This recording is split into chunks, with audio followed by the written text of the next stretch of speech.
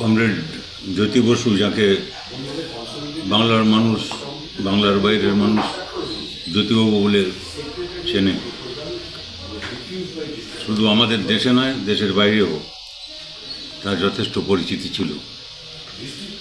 এবং আমার খালি মনে আছে, ডক্টর অশোক মিত্র একবার বলেছিলেন যে জ্যোতিবাবু এরকম একজন ব্যক্তিত্ব যার নিয়ে আলাদা করে গবেষণা করা দরকার। জ্যোতি বসু, যিনি লন্ডনে গেছিলেন ব্যারিস্টার হওয়ার জন্য, তিনি কী করে কমিউনিস্ট হয়ে ফিরে এলেন দেশে,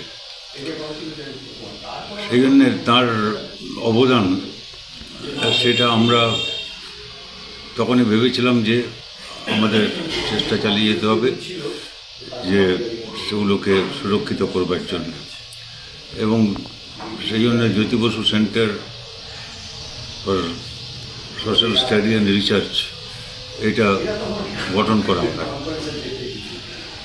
তারপরে আমরা যাই হোক অনেক কষ্টে জমি জায়গা সংগ্রহ করে সেখানে একটা প্রতিষ্ঠান গড়ে তুলছি, যেখানে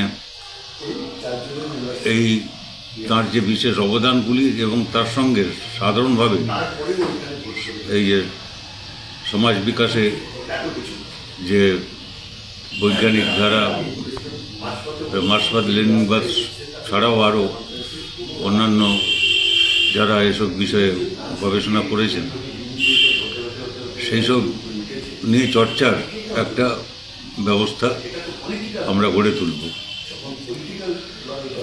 এখন সেইটা আনুষ্ঠানিকভাবে উদ্বোধন হবে আগামী এই 17 জানুয়ারি, এবং অবশ্য আমাদের কেন্দ্রীয় কমিটির সভা আছে সেই দিন, আবার বিকেল